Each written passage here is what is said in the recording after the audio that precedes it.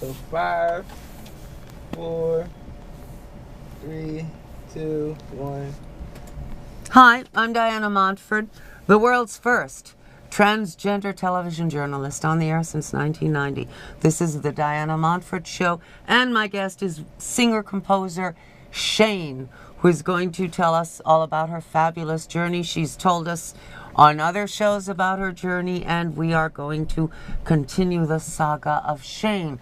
Born Marianne Branca in New Jersey, has evolved over the years into the fabulous singer and entertainer we know today, and composer. And the last time we spoke with Shane, the last time Shane was here, she told us about her childhood and up to her high school years. She won a contest at the age of 14, won a scholarship to Juilliard, which she decided against, and went to study with people in Philadelphia, closer to her home. And she is now going to tell us about her high school years and after, and the truly fascinating journey that she's had since high school, and and this will surprise you. It's not what you expect of a beautiful woman with musical talent. You will be extremely surprised. Shane. Okay, so I'm so glad to be back here with you again, Diana Glad Montford, to have you.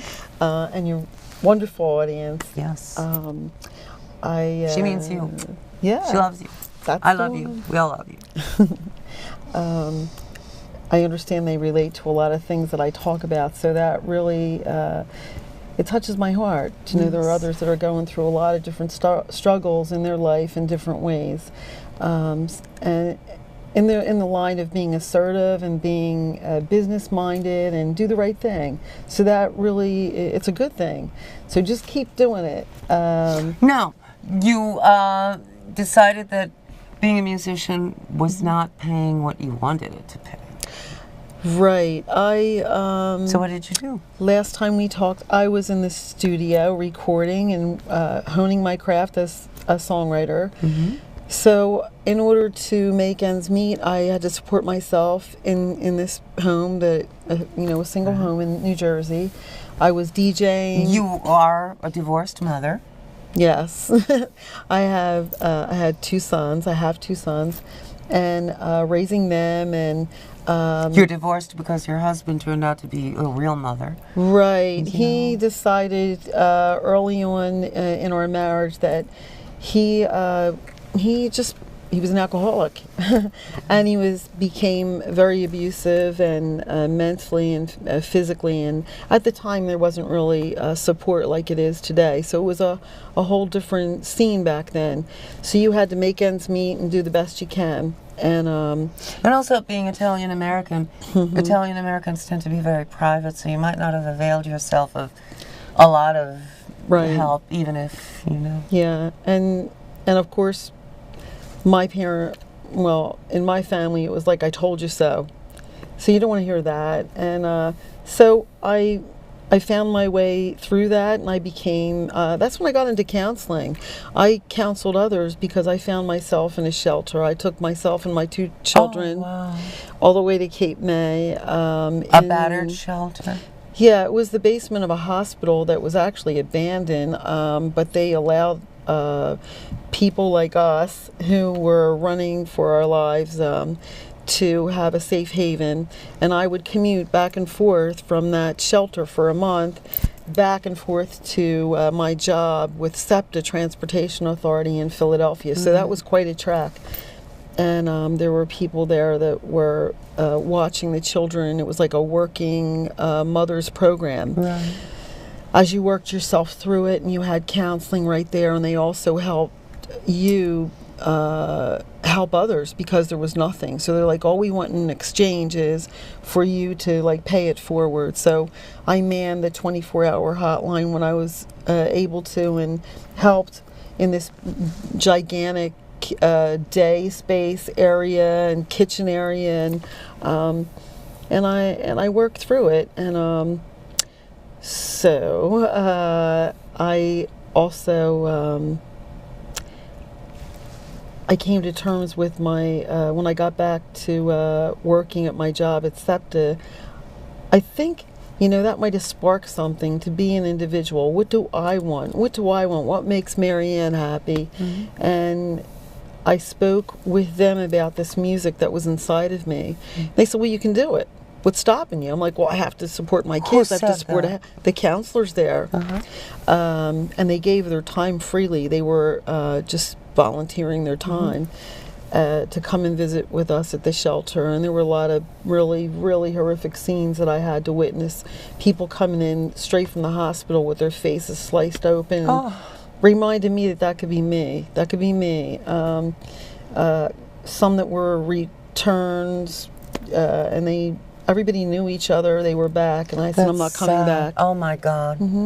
Because either they have nowhere else to go then back to their husband, or they forgive him, and again, Alice, you're going to the moon. You get it worse, because when you go back, you get it by worse. Going to a counselor, that kind of thing. That's right. Yeah. And how dare you talk? Jail, lady. Boom. How dare you talk? And these abusers. Taking our business out into the streets, slut. Yeah, how dare you? I've never been abused. I don't know how I know this. And it's prove it. You have to prove it. Oh, you fell. But because there was no backup, you kind of like feed into that, because when you go to work and you had to put the makeup on and not let anybody know you had the black eye or... Well, excuse me, I do have a cousin who was married to this guy, and she called the cops on him because he smacked her. And by the time the case came to trial, they were friends again. And she, oh, no. They promised you the world. Well, I went back to my home, and I was stronger, and I was wiser, and I knew that there were numbers I can call. Yeah, but when a man is drunk, or a woman, there's really not a lot of control going on. I mean, even if when they're not drunk, they're lucid and decent.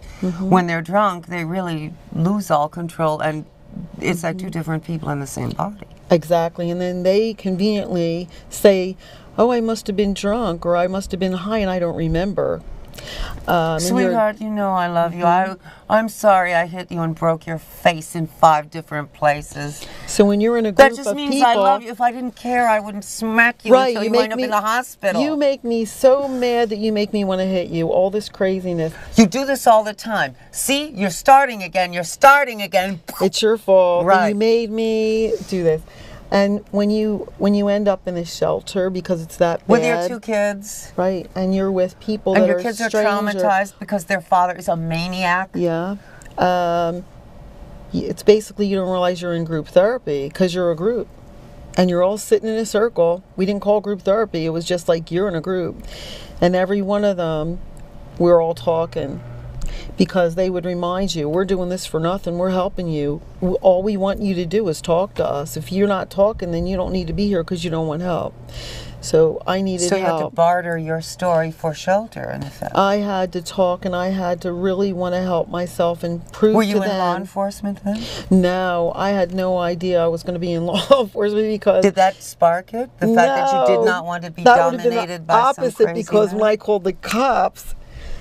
They would say, lady, it's a domestic problem. I did not like the cops and they would just leave? Yeah, and then they'd go home and beat up their own wives and say, right, you're a woman like that bitch you called, boom. They would say to my husband, I know what you mean. And right. Oh, my God. So I became a very good counselor through all of this. And I'm lucky I don't hate men from all that I've been through, and I don't hate the cops and all that, because there's good and bad in all of us. And it, just because certain people do certain things, I was taught that. Thank God for those women that taught me that.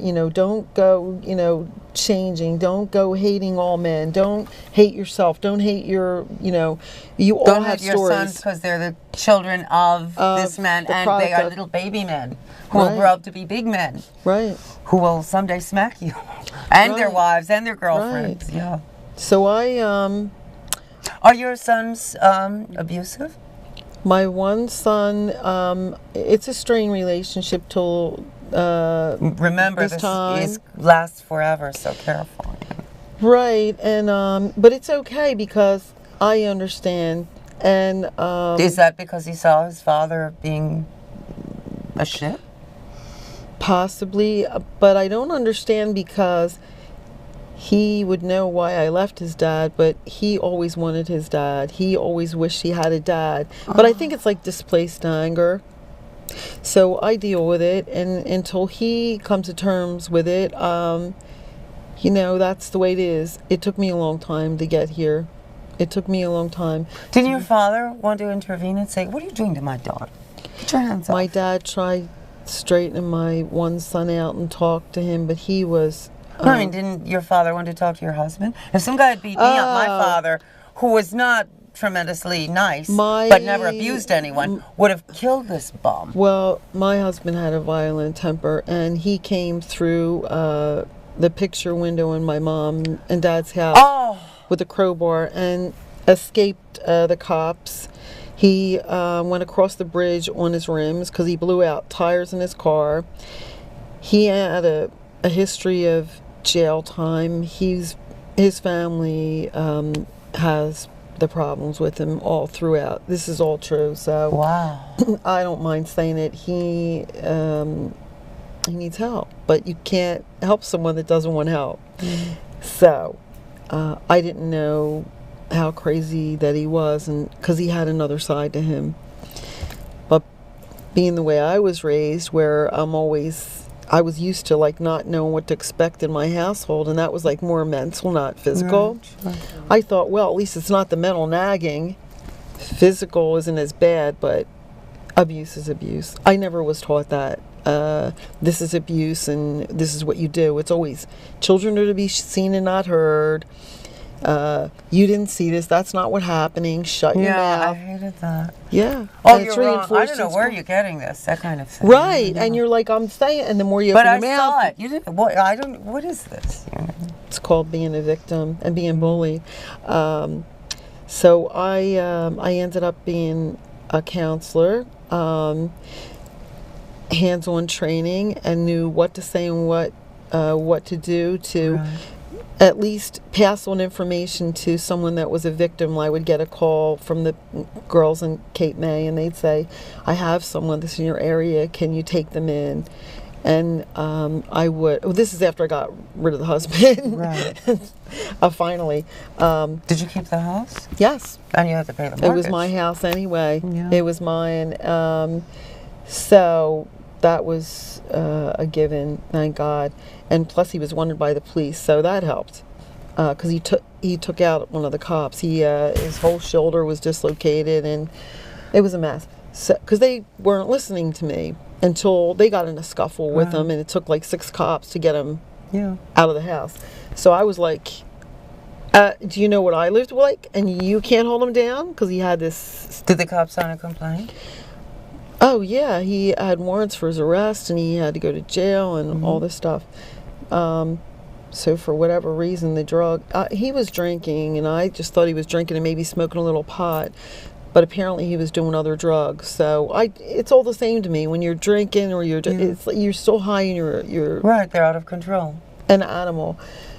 I didn't really care what the drug of choice was. Right, exactly. I would smell his breath, and the alcohol would make me sick. Just knowing he was around me or in the room. So I would help others, and I learned a lot from it because I learned what it was like to be an enabler when you're helping someone that doesn't want to help themselves. And how would you enable? What is an enabler? Where someone cries, they don't have a place to live, and they just have bad luck no matter what they do, and you can relate to that. I guess. Because, you think, well, how did all this happen to me? I didn't ask for this, but really, you don't really know all of the story when... Oh, you mean like the quote-unquote clients who would call you and say, oh, my husband, he's a bum. Yeah, and... then you would enable them to what?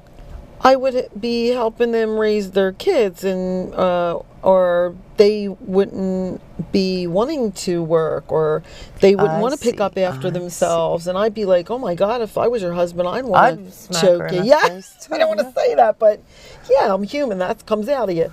And it's like, whoa. So I would give them a deadline and they have to go, and I Well, make the yeah. calls. Otherwise, you'd still be living with all these people you took in. Yeah, and so I Excuse me. I know a trans woman named Sylvia Rivera. Mm-hmm. She took in homeless trans youth over and over again. They kicked her out of her apartment, kept you apart. Oh, see, that's why I didn't want it to happen to me. Yeah, they could run you right out of your own and house. they did. And then you have to get rid of them, and you can't. They have She children. couldn't, right? I know. And it's sad. People can abuse the system when they find a way. But it's funny, they won't use that mentality to find a job and do the right thing. There's a saying in Spain, how hard people work so that they won't have to work, referring to beggars who are there like 9 hours a day. Oh, please Double give the me- work. Right. It's double the work. Yeah. Then you got to remember. Get a job. It's easy. You got to remember the lies that you told. Right, Just tell the yes. truth, and you can always remember what you said and what you did. Speaking of God, there was a guy in Madrid in the 1890s who used to beg by pretending to be blind, but he had a ton of money and he had a farm outside of Madrid with cattle. And one day he was butchering a cow, and blood from a diseased cow flew into his eye, and he became blind for real. I was going to say, I'll bet you he went blind. Yes. I just knew that. So, What and I'm that's a saying? famous story. Karma. but- It's karma. yeah. I believe it. I've seen a lot. So let's make people happy now. Okay, you got rid of the crazy husband, the drunk husband, the druggy husband. How'd you pick up your life? I was working in a really good job, and I had the 2 kids, and I was trying to pay back because I was very fortunate to get back on my feet. And then I kept hearing what the counselors were saying, what do you want to do in your life? Because they asked me about my job when I was there. What do you do? Because they said I was different. Which they meant classier. Yeah, I was in Yeah. a 3-piece suit, and I was really mad because I'm like, I couldn't handle something like this scumbag, you know. And but yet I'm in, you know, arbitration meetings and contracts and Right. you know, wildcat strikes, etc. And I'm like, The person you are at work isn't the person you are at home. yeah. You know? So it was haunting me. I'm like, I always want to do my music. How am I going to be able to do this? How did you? I'm trying to telescope I this stopped? into. How'd you Stopped make the the job. leap from like a 9-to-5 gig, a good one, to being a musician? I started, I went up to the club up the street. They needed a DJ. I found out how much it was. Cool. I drove That's a, nerve. I drove Most a people would cab. say, I would like to do that, but they say, oh, but they won't need me. I'm sure they have DJs and blah, blah, blah. Well, this guy, Johnny, he was very good to me. He said, the turntables are here, the records are all here, just come in the booth and fill in for me because I'm tired. I'm doing all That's these great. other jobs. So you And just walked into a club and slid said, in. He liked me, and he knew I didn't drink, and I was stable, and I was a musician and a songwriter. And he knew of me because I would go in there and just listen to the music or dance with my friends. Maybe have a glass of wine, and that's it. So I did that, and then I'm like, wow, this isn't enough money. You know, $50 a night. Cash. I've earned $50 a night in nightclubs as a comic and hostess, and I was the best. So I had this house to pay and taxes and all the bills. So I was driving a cab. $50 for the cab. After you pay for the gas and the cab. In New Jersey, people call for taxis. It's not like they're driving along the street. Yeah, well, you could show up at the speed line at the train station and Oh, line right, up, sure, and they come off, and I'd have special people to be like, no, I'm with her. It piss the guys off. But they liked me, and I, you know, they get in the cab, and I'd be like, so what's new today? And we just be talking, and then before I know it, they're at the house. Or and even if they're like very paternal, oh no, I'll go with that lovely little girl over yeah, there. Yeah. they got a kick out of it. I was They like give you a the bigger first tip, female. you know, yeah. Yeah, they would help you out. Dear, do you have children? Do you have to be doing this? Right, here's, right. Here's a $50 tip. Right. No, Yes. I wish. No. But I did that, and then after you make enough fares to cover the gas and the $50 rental, you could be driving 8-10 hours, and those last 2 on the 12-hour shift is where you get the money. You might come home with nothing. or Okay, now maybe you were a cab driver. Now 50, how do you get $100 from being a cab driver to being on talk shows and recording albums and having your own website and all that? Well, I was recording mainly, and I was doing like cable television, and I was doing Well, yeah. telethons back then in the 80s, and I was doing little segments like where, like it was FLN, the classical station where sure, you're doing yeah. telethon, Yeah, yeah. Drum Up Money, Channel 12, Right, and this is Shane. I wasn't songwriting, so it was Shane, you know. I would do that, but I was still honing my craft and still recording my songs and writing and being very happy with that because I was seeing results. Right. And but then there were too many games going on, too many things going on. Songs that I was doing in the studio, I'd hear that bridge be redone, and it would Without your consent. right, like in So you had no real artistic be control. on TV that night, that fast, even back then. Oh, they stole it. Yes, like the show's Living Color that they were connected Right. with. And I would say, oh my God. And even though it's copywritten, you just know. And they have all that money to fight a lawsuit. But what I learned was the dinosaur equipment they were using and the methods that they were working with, I saw how they were able to pump out these hits. Mm-hmm. So I learned, the biggest lesson I learned was, it still is all about what New York taught me. Without the songwriter, there's no song. Without the song, there's no record. Without the record, there's no record company. But what I'm trying to say is, okay, let's say you're driving a cab or an abused wife and mother, and you really want to record music, and you really want to be on TV, and you really, how do you do it?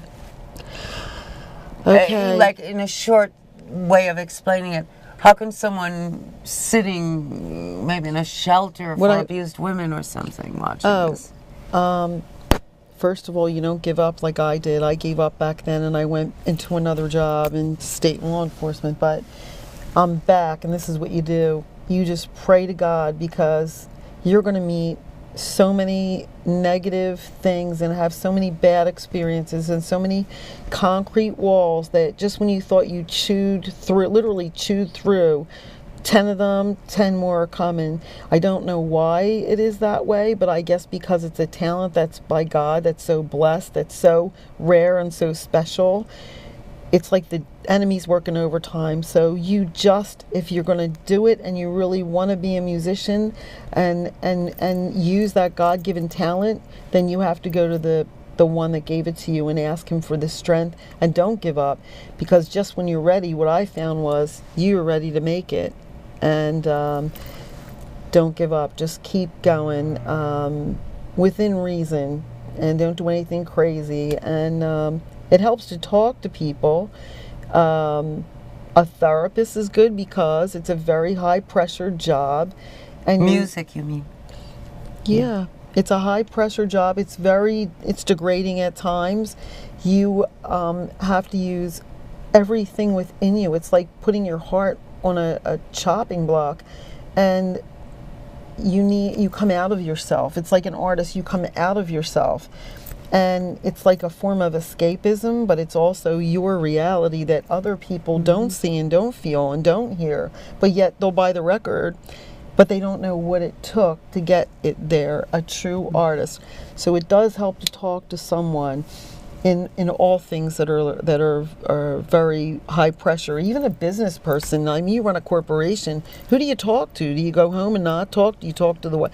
You need someone that's just you and them, and you can leave it there in anything. So a therapist is a good idea. A therapist is good. There are no cost and low cost therapists if you're low income, which many music people are, because it's not a field that's tremendously remunerative right now. Right. But now you have a certain renown in our area, in the New York area, and people know who you are, and you play in a lot of different places, and I mean, your music is terrific. Absolutely. Oh, tell them how they can contact you and, you know, listen to your music and all that. Well, I'm on CD Baby, and the album is Shane and the High Command. That's my latest album. And I'm also able to be contacted on Facebook, Songwriting Shane, SONGWRITING, Shane, SHANE. And you can certainly see Shane on YouTube, on this show, on other shows. Well, in my case, I can tell you, just pump in Diana Montford, Shane on YouTube. Sure. Diana Montford Show. Montford, Diana Montford. Yes. You'll see me. I will sing to you. You'll see my segment where I'm singing my songs from the CD. Yes, yes. And you will see other shows featuring Shane. We really like Shane a lot on this show, and she's a regular. And you will see her. You know, and as you watch the episodes, you will hear Shane's complete story, which is quite a story. This is a real audience, and I feel comfortable. Like the things that I talk about here, you might not hear me say in when I'm networking or I'm out in the clubs, because those issues belong. Other issues belong Right, there, and sure. certain issues belong here. And people, when they go out, they want a good time. They don't want to care about. Your networking is business. But when I'm being very personal, it's very rare. And I can feel free to talk to someone on that level. Well, we're the people for you. We like personal. Personal is what we do. Am I right? I mean, Shane can be real with us. We love Shane, right? Because that's the real truth of everything. When you struggle in anything and you work hard to achieve it, it's hell. And but does it get easier? It has been easier because now that everyone knows me, because oh my gosh, trying to get them to understand where I'm coming from, because they're like, you're never going to do it. You know how the business is. I'm like, no, I'm doing it. Right, God? That's how I talk. And so Excuse me, just very quickly, and really very quickly, we have like less than 2 minutes left. Do you ever find that people resent you for your faith in God and say, she's nuts? They used to. They used to laugh and go, yeah, right. But then I'll turn to them and say, you're going through something, or something I can't, it comes to me. Right. So they don't do that anymore. In fact, they might text me or message me and say, what do you think about this? Because time and time again, just like my songs, the words of my songs come through me. I'm just the secretary. That's funny that they love spiritual songs, contemporary, that are sexy. But the spirituality that writes those songs embarrasses them. That's odd. Right. They're like embarrassed. They're not embarrassed to have like cheap sex in the middle of the floor with 5 people. That's fine. That's hip. That's cool. But they're embarrassed about others. But don't talk about. But don't talk about God. Oh, no. That's so embarrassing. That there's you can't talk about God. If you believe in God, good for you. I happen to, and Shane does. But if you don't, that's fine too. It takes all kinds. And this has been the Diana Montford Show. My guest has been the fabulous Shane. I'm going to miss everybody. I'm going to miss you. Well, you'll be back. And I love you even if no one else loves you. And you take good care of yourself. Thank you for the time. And we will see you next time. And remember, you can see Shane on YouTube, on this show, and other shows. And you can catch her at clubs and venues all over the tri-state area, and soon nationally, and soon internationally. And listen to Shane's music on the Diana Montford Show YouTube. You will love it. It's really beautiful and really well written and really well performed. And Shane is a very special artist. And, bye. Love to you. And that's it. And we came in